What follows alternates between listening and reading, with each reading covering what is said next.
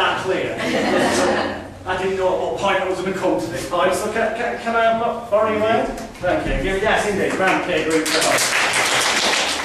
okay. Later on today, people want to, they choose to, we can have a play around with this, but for now we'll just demonstrate it like this. And I'm not even going to bother using the proper wording as such. You'll see why later. The idea is you have a glass of liquid or water, and it is just normal water, and some tin foil. Now, if you were to, I'm not saying you should have used this in a smoking session as a convincer, but if you did, you can actually use the foil out of the inside of a cigarette packet for it. But in other contexts, use just normal foil.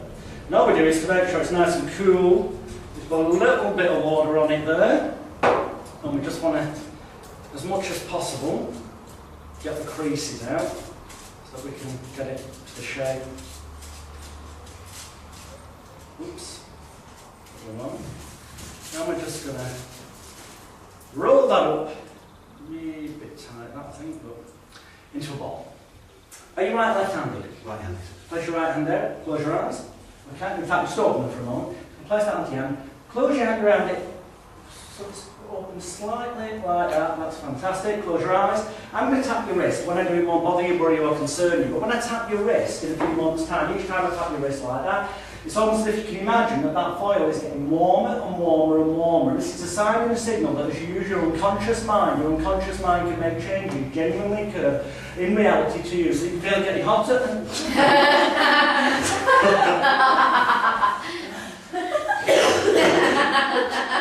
nice. The interesting thing is, well, I can actually pick that up and you can feel it's not particularly hot now, is it? So anyway, check it out. Just put this in here safely out of the way for reasons that will become clear in a moment. Right. Now, I think you'll agree, if you feel something that's completely normal, getting hotter in your hand, genuinely, to the point where you have to genuinely drop it, yeah? At that very moment, that second, their state of mind will be in a zone where you could then, because they'll open their eyes when they drop it, they'll go, bloody hell, trust me, they will. At that moment, you can then, because the brain is in that stunned, confused, what the hell's gone on state, that, arguably, is that moment where the critical faculty of the brain, the analytical area, the mid-bit, the nightclub bounce that stops you getting in the unconscious, is distracted, and you could literally just say to them, split! Close your eyes. And it'll be the quickest rapid induction you've ever come across. Or you could tell them gently to close their eyes and realise that as they use their powers of intelligence, imagination and concentration in the same way, the very moment, the very second I pick up your wrist, your arm on the same side as you just used, you can transfer that power from your mind to your hand like you just did, that made you imagine and experience as reality the heat, and you can transfer that heat to, and then move the hand to the area, and because they're in that taut state of belief, you've got a mega shortcut to classical glove anaesthesia, which is guaranteed to have an effect of convincing them, because right, let's go over here. Because, and you won't find this out in the Paul McKenna course, I tell you. Because we have what is called Calderon's sex test. Okay?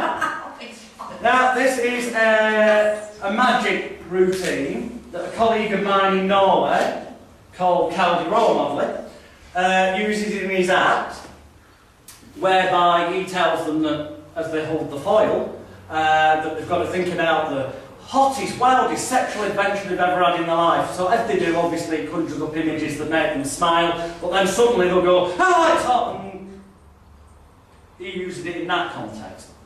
Now, his contact email is, you might want to make a note of this, but it will also be on the disc or I can give it you in a break, is C for Carl, D for dog, R for Rome, magic, which is MAGIC, at online.no. So CDR magic at online.no. It will cost you £25 to get a bottle of this. You can't get it in England. That includes airmail delivery. Even if you were to use this in the manner I'm about to explain 6-7 times a day, this should last you about a year, one bottle. So it's cheap as chips, really. What you will need, though, when he sends you this, is, oh no, there we go. You should then go to the chemist and you purchase a little bottle of Optrex or other eye drops, okay, which you empty out and get rid of. You will then take a glass. It must be a glass. Do not use a metal container for reasons that become clear in a few moments, okay? And you will open up the bottle that you get supplied and you will squirt some into the glass. Not a lot, just some. You're better off putting too little in and then putting some more in afterwards. You will then take your empty Optrex bottle, or similar, which you'll know it's right when you're on because it's got like a little nozzle at the top, and you'll squeeze it together as much as you can, and then you'll put it down so the tip of it touches the liquid and let the air back in slowly. It will suck in the liquid into the little bottle. Because the little bottle is easier to carry around unnoticed. With the lid screwed on, it won't spill out. These are just little important technicalities. If it's in your office, fair enough, you may not bother with that. You may just, before the client arrives, apply the chemical. Now, what time? Oh, we're due for a break very shortly, aren't we? In about 15 minutes. Okay, this will take us to about the break time. So, whichever bottle you're using, but I suggest the small one, because you can carry it around with you, because this is great convenience. So if you're out and about and someone says, what do you do when you do your elevator speech? Right, you know, if someone asks me what I do, it depends what mood I'm in, where I am, but it should be the elevator speech response, short and sweet, that makes them ask more questions, so you can sell them something. It should be, my usual one is, well, I just like to magically change people's lives for the better. Which doesn't answer the question, in fact it leaves it open. What do you mean? Do you do? And then you've got them in the state of mind for selling them something. But invariably, when you say it's involving the mind, they'll go, oh, are you like that Darren Brown bloke or Paul McKenna or what? Can you do something here and now? Now, if you've got balls of steel, you may choose to hypnotise them. Personally, I like to never fail. So if you can rip the foil out of someone's cigarette packet, ask someone who's and then get someone to hold it and they feel it go red hot and drop it, they're going to believe you've taken control of their mind. Which is why it's useful to have the small bottle to carry around, because you can say, yeah, I'll just show you something when I get it. Can you just get some foil out of the cig packet? I just need a wing. And you can pop to the lid and then go in the cubicle just to make sure nobody sees, you know. What you do, the setup, now I'm right-handed, so you literally put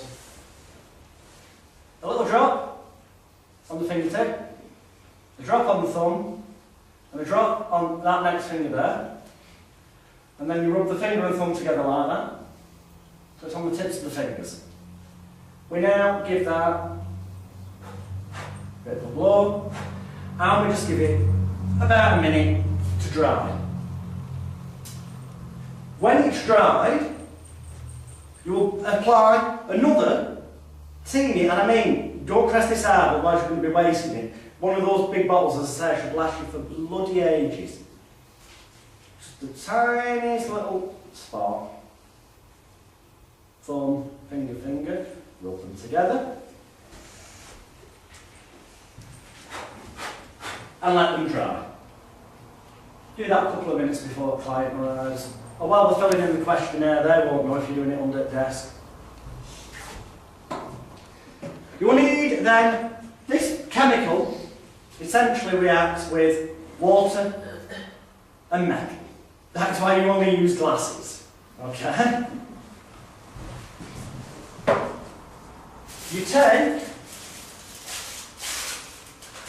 and I get the feeling I may have actually bought, as ridiculous as it sounds, too much of it on this time. But there you go. Which means it may not work properly, but there, never mind. This is something you're going to have a practice with, because if you do put too much on, it actually won't always work. But you dip the foil just a tiny edge. I mean, I'm only dipping, shall we say, 1/2 centimetre. And you don't want it stopping, you want it... Now we verbalise that we're just wanting to make sure the foil is clean. That's the whole logic for having put water on it. We are then going to rub from the top, because these two fingers and that thumb have got the chemical on. We've got the two fingers on one side, the thumb there. We're going to pull off the end along the top, so we've got some water on this now. And then we're going to go systematically, either pulling downwards on the foil or upwards, so that we're covering the foil. Now this is ridiculous. We're saying we're doing that to take the creases out, which is completely illogical when we're about to screw it up into a ball. Now, when you screw it up into the ball, you've got to make sure that you've had a good old contact on both sides. When you practice this, if it doesn't appear to work for you, it will be because you've used too much water. You then screw it up, but make sure it's not too tight. I did put too much on, it's already reacting, I'm getting the powdery chemical effect there. But you screw it up so it's about the size of a Malteser, but not too tight so some air can get in. Give it to the person, you get them to close their hand around it, but open a bit so there's a bit of air, and it will just start getting warmer. And you're waffling rubbish to them at this time, but it starts getting hotter and hotter and hotter, and you'll want to drop it in a minute to get hot, yeah? Yeah. It's guaranteed that is going to happen. The only reason that won't happen is if you use too much water. And I'll be honest, when I started using this, I was dipping the foil full in the pot, bringing it out, and I rung up Carl and I said, Carl, you've sold me damn bloody chemical. He said, no I haven't. I said, seriously, you have? He said, have you applied the water? I said, yeah. He said, have you applied the chemical right? And that's what happens if you put too much of the chemical on. When you come in contact with the foil, the reaction causes it to go powdery. So it is worth having a bit of a practice because you'll get a sense. I knew that I didn't put too much of it on. One you can have a bit of a play with. But the convincer of that, and that's why we get rid of it in the bin, or out of the way, hopefully you can imagine in your mind's eye how powerful a convincer that is, that when you've put it into one of them, so you can carry it about, you've got it with you anytime, any place, anywhere, which without fail, when you practice and you make sure you don't use too much water, you can use other drinks, but I don't suggest doing. Water's probably best. Totally convinces them that you say words and it happens. And in the context of any session, it's a mega convincer if you chose to do that at the beginning. But certainly in a pain control situation, I think it's one of the best ways of psychologically getting them in that zone where then you can focus them to believe that the heat that they managed to generate through their own mind, so they've got no reason to not believe it or resist it because they've genuinely felt it, can now be, through the power of their mind, transferred to wherever. And that's a sign and a signal that the discomfort instantly decreases. Does that make sense? Let's have a 10-minute break, because the one thing I haven't got here, if you're doing this in your office, is if you're doing it out and about, you can carry on having a drink, whatever, but when you get a chance, you go to the loo, you just wash your fingers. In the office, you just have a damp cloth on. just to get it off. It doesn't have any effect on you. You just make sure you don't have any cuts on your fingers. Then you should be fine. So yeah, see you in 10 minutes.